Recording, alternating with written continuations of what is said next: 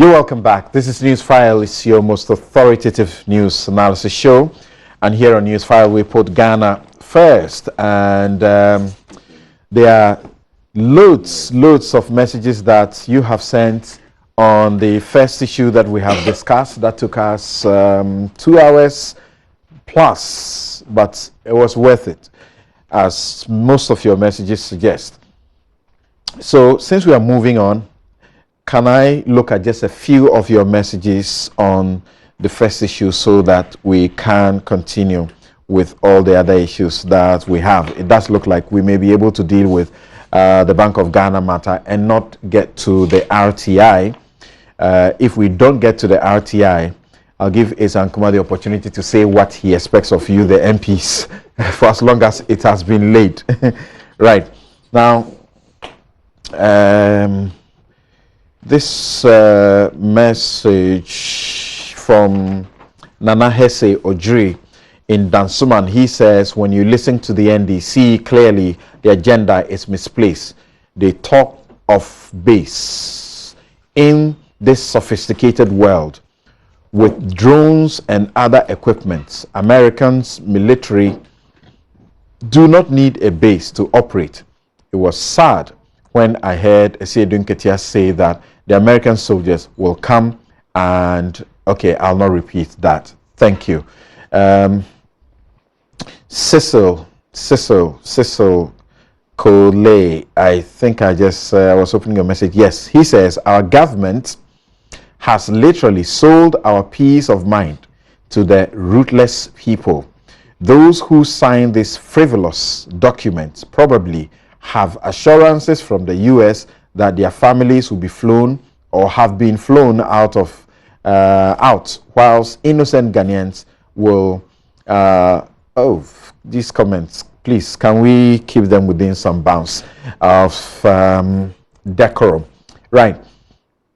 Amin Sandugo says that the US help our military with $20 million, and so what? Okay. And so what? And he says Ace can relate. Right. Grace says the agreement does the following: us the jurisdiction of our courts. The agreement contravenes the 1992 Constitution. Okay. You may want to read about Oster clauses. Then Abdul Rauf Mobila says we have traded our sovereignty and integrity in this 21st century for peanut. Our political elite should always exhibit common sense than selfish political interest in their dealings that border our national sovereignty. Eja Adam says that we love their Ford expeditions and Ford navigators. We love to queue for American visas. We love their vaccines. We love to watch their where stars like Randy Orton, is it? Shawn Michaels, okay? John Cena, the AJ style exhibiting their wrestling skills. Okay, you're talking about wrestling. Thank you. It says, but we don't like them to be in our country. What is that? Shark Arsenal says that the problem with this country is that most of our politicians put their party interests at the expense of national interest. The reason we politicize everything, including our security issues. Abdul Kudos Muhammad says, my surprise in all of this matter ado about nothing, is the populist posturing of Joy FM. The claim of Joy FM to have, quote unquote, intercepted a public document laid in Parliament is, to say the least, shocking. More preposterous is the attempt to hold out this agreement as new of its kind, when Joy FM could have searched archives. Okay, it's enough for Joy FM. Everything you are saying is about Joy FM. Citizen Francis says, When it is American visa lottery for Ghanaians, sovereignty remains silent. But when it is their military collaboration with Ghana, sovereignty reigns supreme. Shaking his damn head. Efo Newton X Kwesi says that, from Mankraso says that the US has finally succeeded in purchasing our destiny. I weep for Ghana under President Nana Addo, who is touted with the mantra Ghana Beyond Aid. Is the beginning of Ghana Beyond Aid? Is this the beginning of Ghana Beyond Aid? Interesting times ahead under Nana Akufo-Addo. Okay, thank you. Loads of your messages, but I suppose this is where I can end it. And perhaps just this last one from Kwame Esiedu-Sapong. He says, there are United Nations conventions surrounding the use and movement of nuclear and chemical weapons in the world. In fact, chemical weapons are by and large not used conventionally and are not moved unless for mischievous use in war. Most of all, the stock of the United States chemical weapons arsenal have been destroyed. It will be disingenuous for James Agalga to suggest that the agreement could open Ghana up for the United States moving such accoutrements into Ghana using alarmist claims in a debate requiring calm heads is unfortunate. We need to hasten slowly. He also shares the view that Parliament should not have rushed into passing or ratifying this agreement. Okay, so I've got my next batch of guests join us. Andrew Ejapa Mesa. Thank you very much for joining us. Also, Isaac Adongo also joining us. Now, I'll start with Isaac on your understanding of what the Bank of Ghana has done as far as UniBank is concerned. We have heard the Bank of Ghana advance plethora of reasons for what they have done, and they say this is only management control, and it is in the interest of the bank itself to secure an indigenous financial institution and to ensure that depositors' funds are intact. But the UniBank also gives us reason to believe that this was unfair, that if they had been given the opportunity, the cumulative assets that they were putting together, including the pledges that they have had of the shares, if the Bank of Ghana had just given them a little time and a hearing, they could have managed the situation by themselves. Well, thank you. Good morning, and good morning to my colleague panelists and my big man on the. I haven't seen him since I encountered him on the bond matter. Today I've seen. You're referring to Isankuma? Yes. Okay. I see the recent bond came to Parliament. Yes, the Euro bond. Did you vote for it? Well, as a house, we approved it. You go again. No, we approved it, but of course we had concerns that we had to raise, and so that was what we did. For now, because of this major issue of Ghana-American agreement, we want to shelve that and bring it back later, so that it doesn't get completely crowded out. So we will discuss it at some point. I think the issue of UniBank and the actions taken by Bank of Ghana are a bit complex.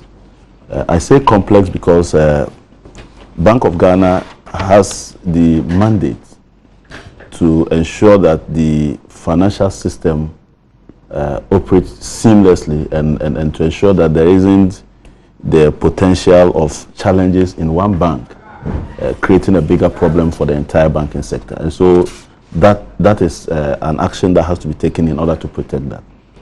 But on the other hand, you also have to pursue a solution that is consistent with the objective that you have stated. And the objective is to protect UniBank and make sure that UniBank can turn around again in order that another indigenous bank doesn't go down. So you have these two situations to deal with. The challenges of UniBank, I think, if you read from the Bank of Ghana's own statement, are very clear. What I have a problem with is the solution. I believe that the solution that has been taken is not consistent with the stated objective, because the banking sector, and for that matter the operations of a bank, are such that the level of risk when you raise Okay, it a I'm little told you bit. need to speak up a bit. Yeah, when you Right. when you raise the risk associated with a bank a little bit, it creates an adverse reaction. And so anytime you are taking an action to do with a bank, for instance, you have to take the decision, am I liquidating it now, so that you have a certain value of the bank that you can salvage? Or is my objective to walk the bank through a path of recovery, in which case my actions are different. If you put the bank on administration, what you do is that you immediately press the panic button. Without necessary, no matter the level of assurances you give, you press the panic button. Yeah. And it is tantamount to basically administering a slow poison to that bank. The reason is simple. Is it not rather the case that we should be emphasizing what the Bank of Ghana says? Nobody needs to panic. I agree, And but I'm saying I know that despite all of the Yes. assurances they have given, we have reports of people rushing to these places and seeking to take their savings. I can deposits. assure you that what you see, the numbers you see going to the bank, is not as worse as what you see happen behind the scenes. The kind of people who are issuing checks. How many UniBank checks have come through for clearing in the last couple of days? That will give you a fair idea of the situation. It is not the number of people who appear at the bank. In fact, often those people really don't deposit large sums of money. Okay. Okay, so a bank, what is a bank? A bank is a financial intermediation. All he does is to collect deposits and give them as loans and make profit out of the interest and fees and charges. So if you have a bank that is put in a situation where potentially it is going to have a challenge attracting deposits. In terms of outflows, even if you assume that people are not going to run in on the bank, as a bank on a normal day, it has normal withdrawals that support the lives and businesses of the people who have put their money there without necessarily rushing in. There's an average withdrawal every day from a bank. So assuming that people are going to continue with their normal business and you are unable to attract investment, new deposits, and people even go by their normal daily withdrawals, are you going to get a cash flow to support those withdrawals? That becomes a major point. And so if that persists for 6 months, you can imagine a bank always having to pay out and really struggling to get resources in terms of deposit. So in my view, that already makes the action a bit problematic. Yes, but the Bank of Ghana has stated its clear objective for taking that action. And I'm saying that the action that has been taken, though the objective is reasonable, doesn't seem to be the kind of action that will lead us to that particular objective. And I would have wished that a much more sober reflection on the issues and some actions behind the scenes initially to try and see how, one, we could agree that UniBank, for instance, what are you worth today? So we could do evaluation behind the scenes using a consultant, putting together what I will call an independent advisory panel, probably made up of a very experienced investment banker who has a restructuring experience and has done this turnaround before. Probably having another corporate lawyer as part of that team. Maybe getting another banker or economist who is familiar with the UniBank story. Give these people the mandate to take up the strategic direction of the bank. Okay. Now, what is their mandate? Their mandate probably is to say, okay, immediately we want to know what UniBank is worth. So you can do evaluation of the net asset of UniBank. You can come to a fair understanding of the shareholding interests in terms of shareholders' funds in the bank. Based on that, you could say, okay, I have valued this bank minus whatever monies you have given to UniBank, your emergency liquidity assistance you have given of 2.2 billion. Let's take it out and look at UniBank in totality. What is UniBank now? Okay, how much money does UniBank need in order to be at the level where it can operate and operate profitably? Now, the decision then is, do we need to look at altering the shareholding structure of this bank? In that case, we can then have a negotiation between Bank of Ghana, and I believe that even at that point, Bank of Ghana should be ceding to the Financial Investment Trust that it has, which is a subsidiary that is mandated by Bank of Ghana itself to go into investment. Their shares in ADB and the rest were not held by Bank of Ghana itself. It was held by the investment trust. So they could go into some of these negotiations and agree that, okay, the shareholding additional requirement is so much.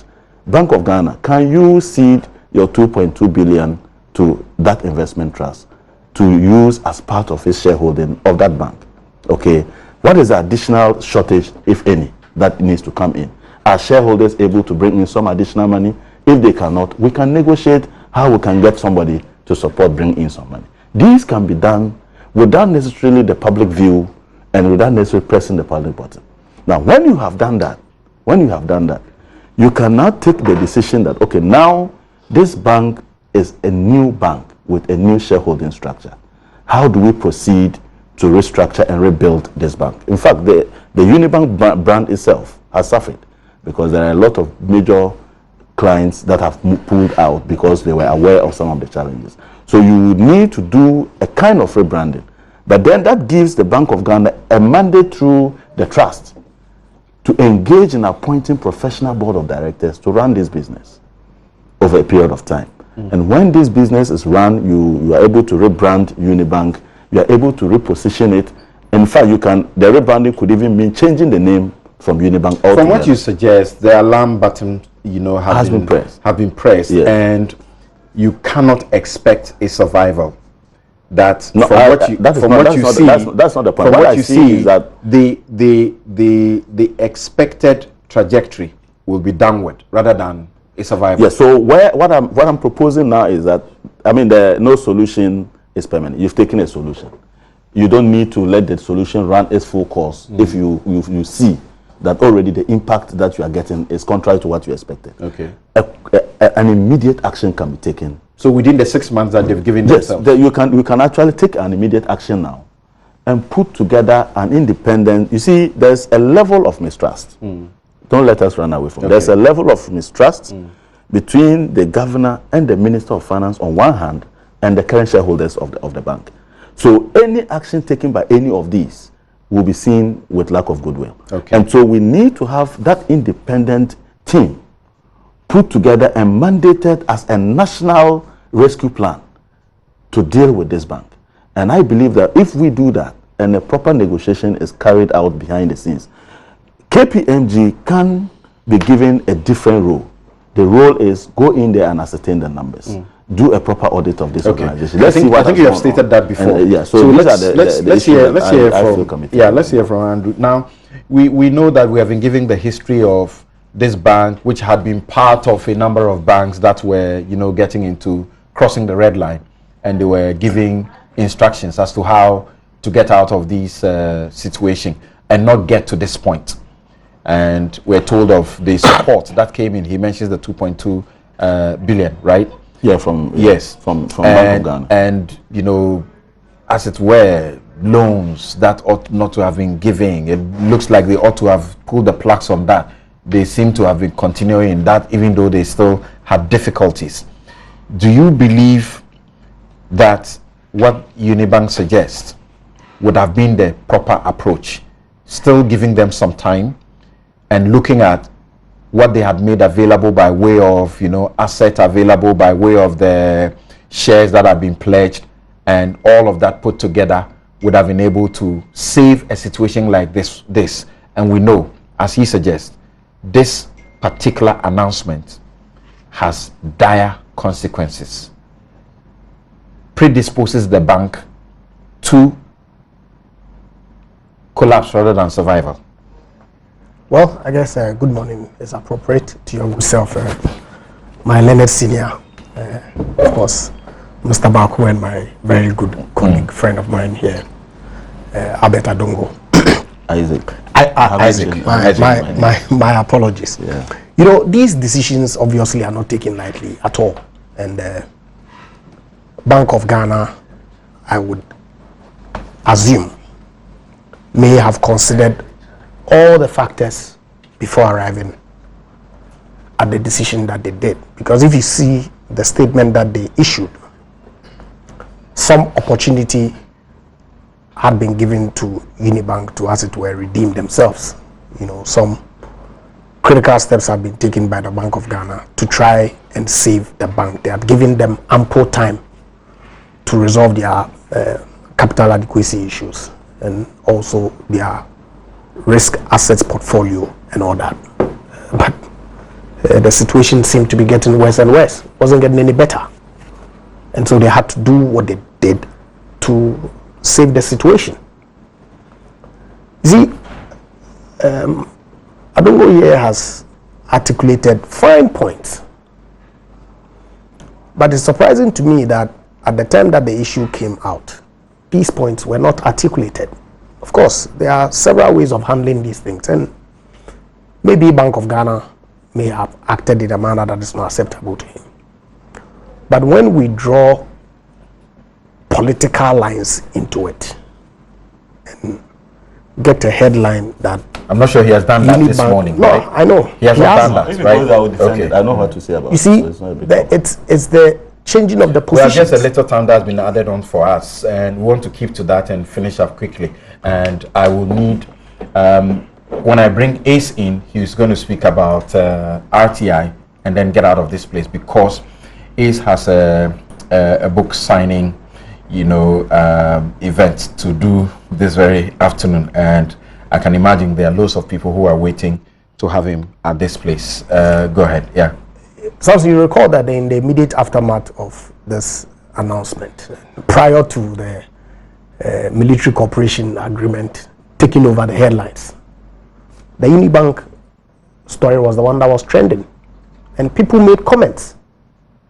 Responsible people who clearly have some knowledge that they could bring to bear on the conversation made comments. UniBank takeover, Ofuriate's move to destroy NDC-linked businesses. And this is attributed to my good friend here. You poison the environment. Okay? It is not as if Bank of Ghana acted arbitrarily. It is not as if they did not comply with the rules. It is not as if they didn't give any opportunity to UniBank. But if you make statements like this, of course, Ace and Co are the legal luminaries, and they would throw more light on He just told you that he's not interested in that Yeah, reference. that's fine. But you and I are political actors. Okay? And a government has a responsibility to ensure that the financial system is stable. Of course, nobody is excited about the story of UniBank. I know people there, and it's not pleasant news. But then again, what options did the Bank of Ghana have?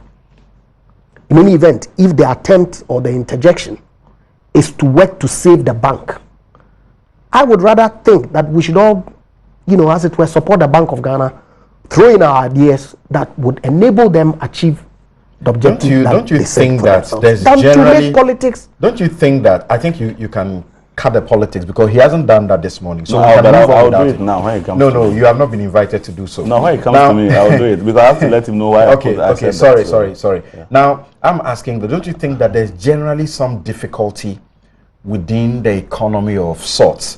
Because as I'm speaking to you now, we are told of 272 financial institutions that are in distress. I mean, we're talking about, almost a million depositors, whose money in excess of 740 million that is at risk. Okay, microfinance institutions and others in this development. So is there not something going on wrong within the economy? We have had two banks which have already suffered. They are gone. The Bank of Ghana is taking them over, put them into the GCB, and we have this one also coming up. We are told also of certain banks in the line that if certain things don't happen, they will face this. And these are indigenous banks suffering this blow. There must be something wrong within the economy. Samson, I mean, if you look at Bank of Ghana's own statement, they admit that there has been problems, legacy problems in the financial sector. This is not new.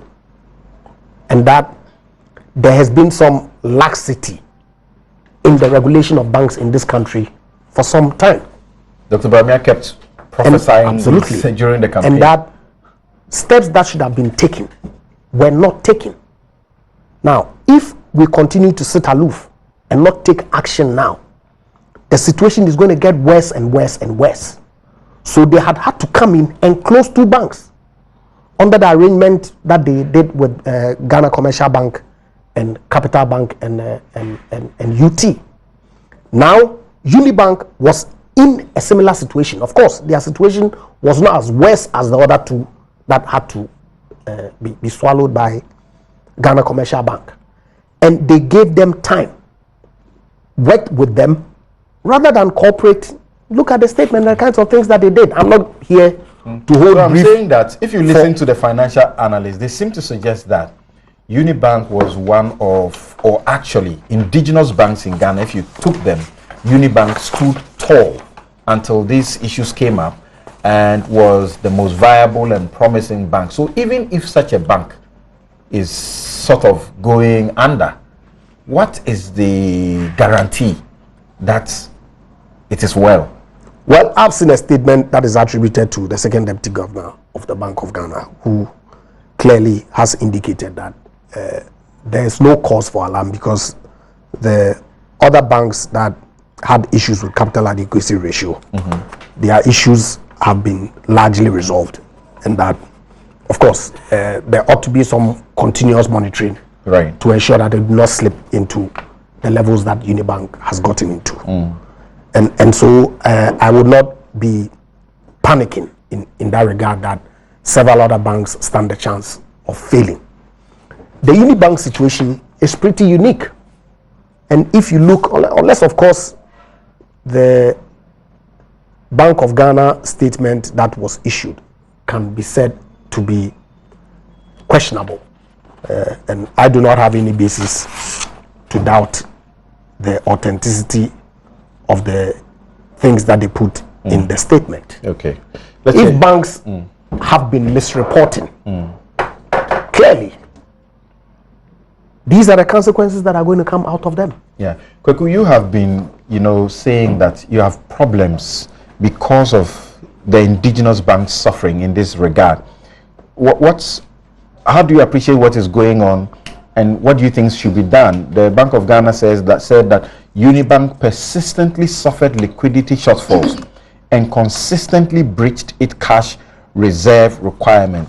We know also that the bank has had to fall on the central bank for money to the tune of 2.2 billion cedis since 2016 to enable it to operate. The central bank, seems to be getting fed up with what is going on and the lack of the downward, trend of the fortunes of the bank.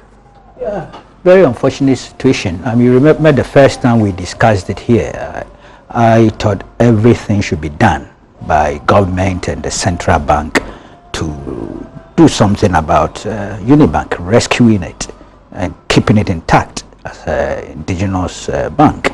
We don't have too many of them as such. We have other indigenous banks where quote unquote from elsewhere here working and expanding. Right. And I want to see a situation where Ghanaian banks could also go beyond the Ghanaian territory and jurisdiction. And I was looking at UniBank as one of such banks with the potential to do so. UT has started that. Interesting. I think they had gone beyond Ghana, right? Yeah, UT had done that. Yeah. So there's a need to multiply.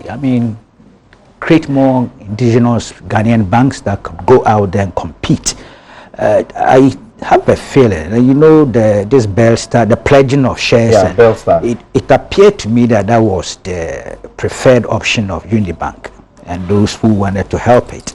It's looking as if the central bank, and for that matter, government, did not go along with that option, and I've decided to take this one. I haven't heard UniBank, the previous owners, the owners, no, I'm sorry, because they're the owners, they're still owners, yeah. I haven't heard them publicly react to the option that government has adopted. I heard one talking for them saying that they are cooperating with the administrator to work out things.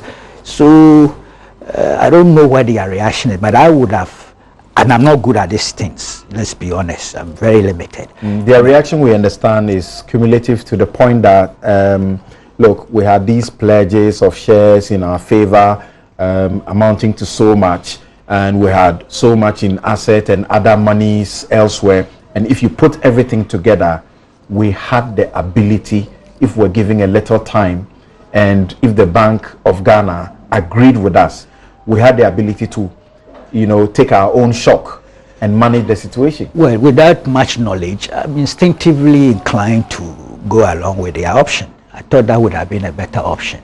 But you see, the central bank knows better than I do. Right. Some of the details they gave, which I was completely unaware of in terms of the difficulties and challenges the bank was going through. But I would have preferred if the Bank of Ghana had supported the original option, the preferred, UniBank's preferred option.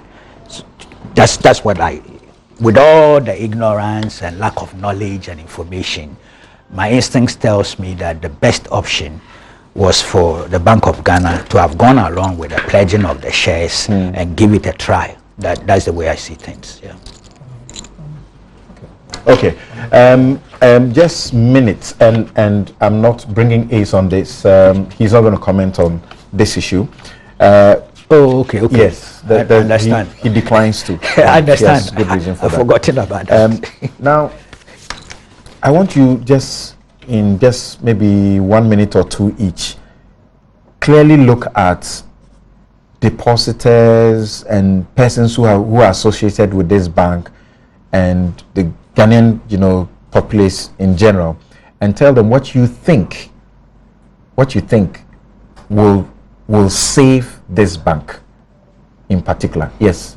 Well, I think in terms of depositor, I can assure you that no depositor will lose a penny because at the end of the day, the state will take on the difference as a fiscal cost. I mean, the state must find money to pay for it in order to keep the financial sector intact. And so just like we did with UniBank Capital Bank, we had to raise a bond. I think it's yet to be raised, about 2 billion to make the Bank of Ghana says they should not go and withdraw their so, deposits. but the challenge of that is that we could have used that same money basically to still have a bank. That's all I'm trying to explain.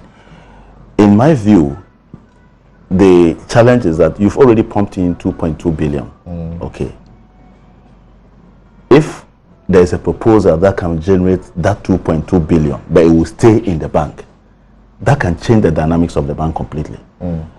Of course, UniBank, from the information I have, is that the treasury bills that were used to back some of these 2.24 billion is about 633 million Ghana cedis. If that is liquidated, you get 633 million coming into the bank as liquidity. Okay.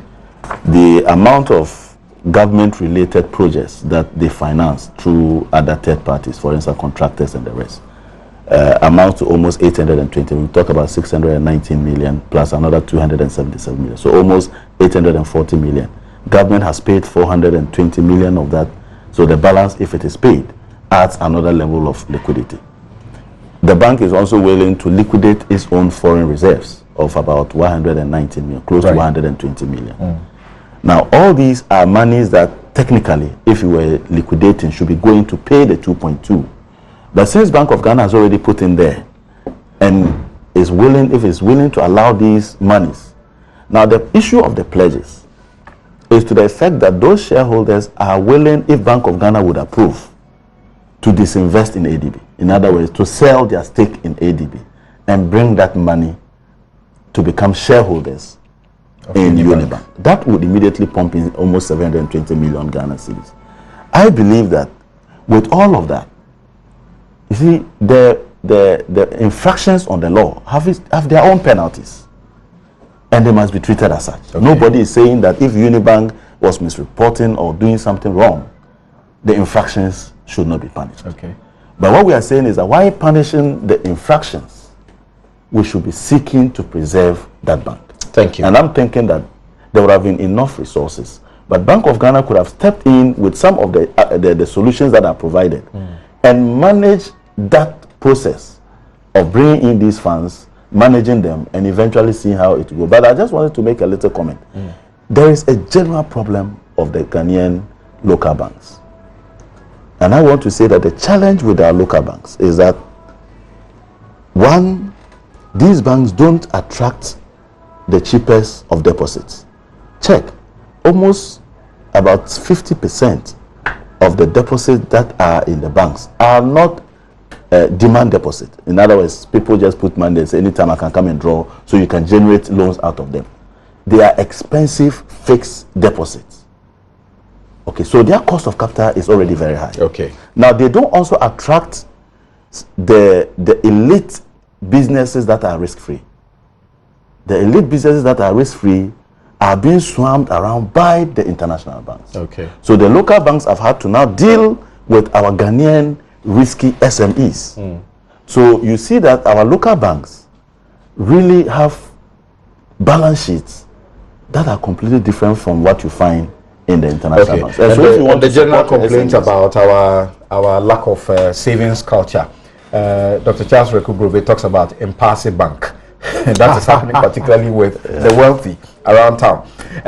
We're taking a break, so give me your 1 minute point about what you think, should really be the way within these 6 months for UniBank. And I said, don't get into the politics. You see, No, the general views you that don't have even come, have the time to the general views that have come, we don't even have the general time to views stay that there, have come are summarized by this one by Mr. Boako. He says that I'm happy Newsfile is giving people cause to sanitize their thought. Adongo is, giving discerning listeners what we need on Newsfile. Thank you. Right.